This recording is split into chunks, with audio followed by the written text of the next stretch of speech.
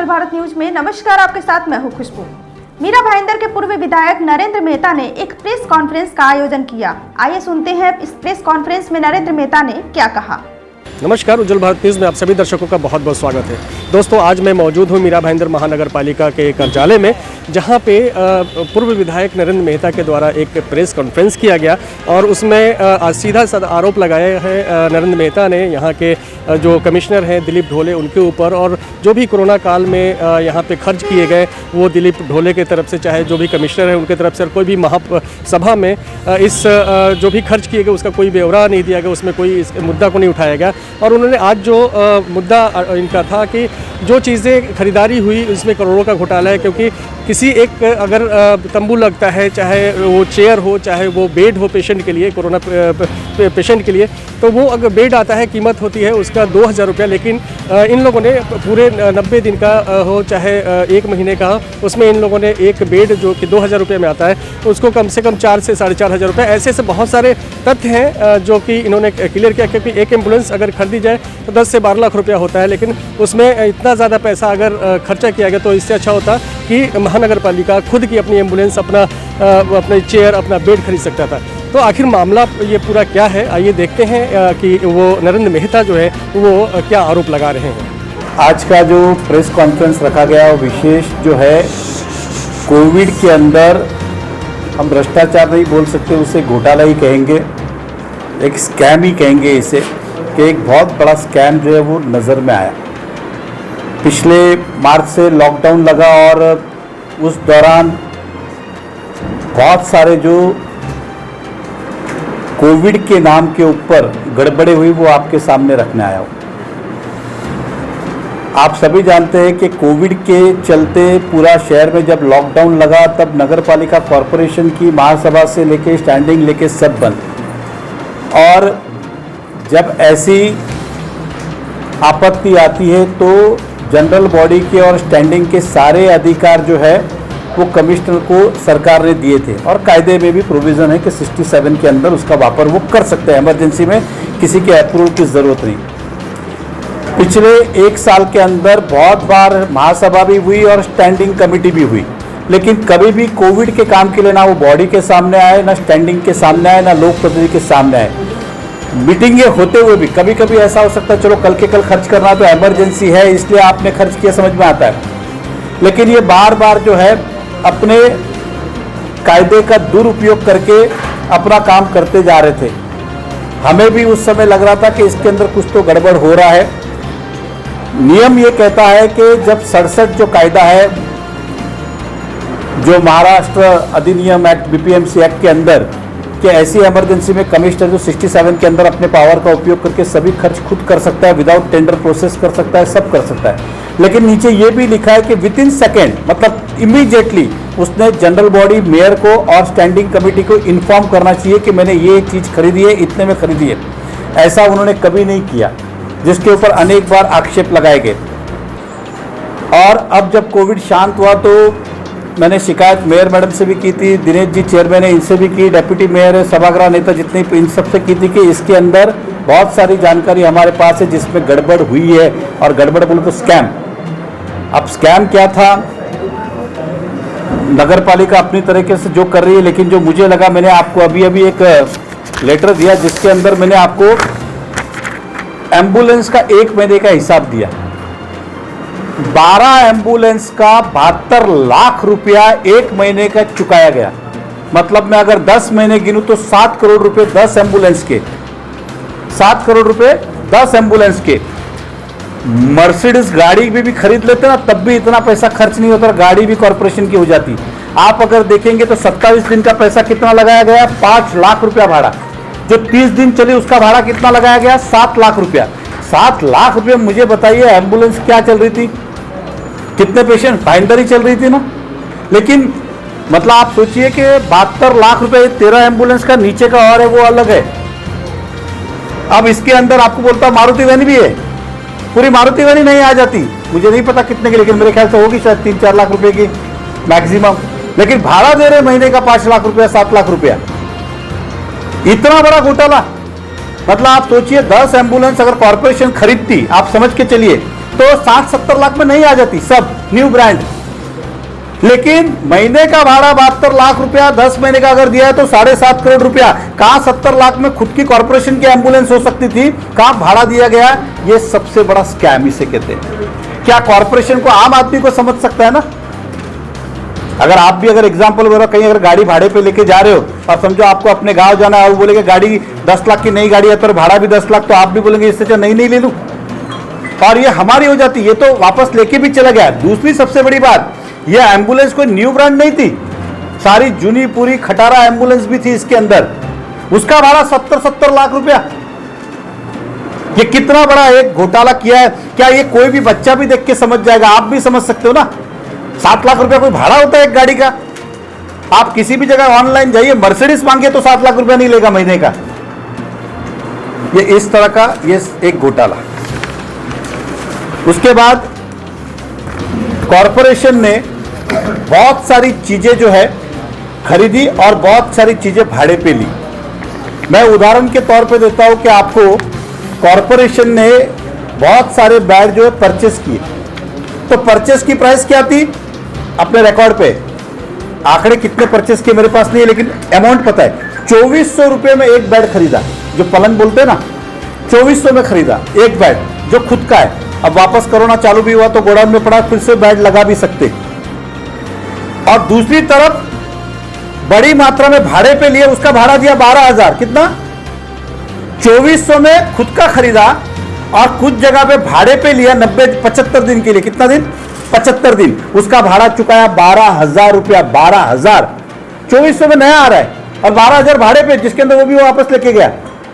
ये उदाहरण बेड पे मैंने कहा। ये मैं आपको आंकड़े के साथ लिस्ट दे रहा हूं। ये पार्टली लिस्ट है। अब हम उसके अंदर बहुत सारी चीजों में जाने वाले। इसके अंदर बहुत गड़बड़ है, बहुत। मैं एग्जांपल देता हूं कि नर्स के लिए जूनी रिवॉल्विंग चेयर बैठने के लिए दी थी, जो टेम्परेरी थी 90 दिन के लिए, जो डोम निकाला था ना 90 दिन। चेयर नहीं 2,500 में आती है, उसको भाड़ा दिया 5,500। 5,500 भाड़ा, वो भी जूनी चेयर, प्लास्टिक की चेयर 300 रुपए में नहीं आती है। 90 दिन का भाड़ा दिया 600 रुपया। ये हम पंखे की बात करते, 700 रुपए में पंखा आता है, 300 रुपए का रॉड 1,000 रुपए में आता है। इसका भाड़ा दिया गया 3,500 रुपए 90 दिन का। 3,500। जो पेडेस्टर फैन आते, जो वो 2,500 के आते, उसका भाड़ा दिया गया 5,500।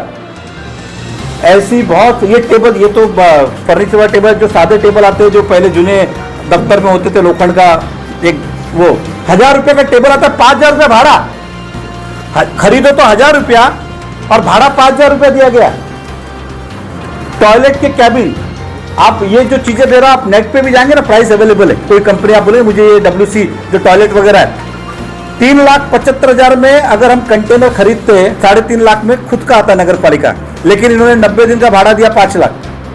मतलब खुद का जो कंटेनर खरीदते हैं टॉयलेट बाथरूम, तो हमारे काम आता है, इसका भाड़ा दिया 5 लाख रुपया। ऐसी अनगिनत बातें इसके अंदर है, जो मुझे देख के इतना आश्चर्य लगा कि इतनी तरह से लूट। ये तो खाली मैंने प्राइस बताया, अब इसमें से लिया भी था कि नहीं, ये तो और प्रश्न चिन्ह है। पैसा चुकाया गया, भुगतान किया गया, डोम तो कभी चालू ही नहीं हुआ, आपको ही पता है, लेकिन इसका भुगतान किया गया। तो ये किस तरह की व्यवस्था थी, ये हमारे सर के ऊपर की। ऐसे बहुत सारी चीजें हैं जिसके अंदर सामान की कीमत जो है 200 रुपया। ट्यूबलाइट, आप कॉर्पोरेशन सादी ट्यूबलाइट जो आती है ना, पट्टी वाले, जो अपन पहले घुमा के लाया, वो ट्यूबलाइट आज भी 200 रुपया है। उसका भाड़ा 3,200 रुपया। ट्यूबलाइट 200 रुपए की आती है, भाड़ा लिया 3,200 रुपया। मतलब क्या बाप का राज समझ के इन्होंने चला कि भाई सब पैसा अपना ही है। और आज समझ में आया कि ये बॉडी के सामने क्यों नहीं आ रहे थे, और इसके अंदर ये सब घोटाले बहुत बड़े मात्रा पे थे। ये आते तो लोक प्रतिनिधि जो है, चाहे महासभा हो चाहे स्टैंडिंग हो, सभी पार्टी के नगर सेवक उसमें रहते। कम से कम ये उनके नजर में आ जाता कि हम कुर्सी कैसे कितने की आती है और कितना भाड़ा दे रहे। ऐसी बारीकी इसके अंदर है, जो कुछ प्राइस हम निकाल पाए, कुछ प्राइस तो हम निकाल भी नहीं पाए, लेकिन इसमें बहुत सारे प्राइस हमने निकाले। और बकायदा जो हमने प्राइस लिखे, वो आप नेट पे जाएंगे, वेंडर को फोन करेगा, वो भी बोल देगा यही प्राइस है। मतलब भाड़ा ज्यादा, और ज्यादा एक बार सामान भी हो ना, 10,000 भाड़ा, 10,000 की चीज ओके। यहाँ 10,000 मतलब 10,000 की चीज और 40,000 भाड़ा। लोगों को ट्यूबलाइट का तो आश्चर्य ही लगा एक वैसी लाइट और दूसरी पे 400 रुपए की लाइट है, 2200 रुपया उसका भाड़ा। कि इस तरह का अंदाज से कॉरपोरेशन के अंदर 100 करोड़ के आसपास का जो है टेंटेटिवली, अभी आंकड़े मांगे हैं मैंने, कब देते पता नहीं, देंगे नहीं मुझे पता है, वो देंगे नहीं ये मुझे पता है। आपको बोलता हूँ टूथपेस्ट से लेके तेल से लेके उस सब के अंदर इन्होंने गड़बड़ किया, पीपी किट से लेके उस समय, ये आपको ही पता है। लेकिन ठीक है, हमारे पास ये आंकड़े कभी देते नहीं थे। आज हमने होमवर्क किया तो इतनी जानकारी हमें मिली है, और मुझे लगता है एक दिन के लिए इतनी जानकारी बहुत है।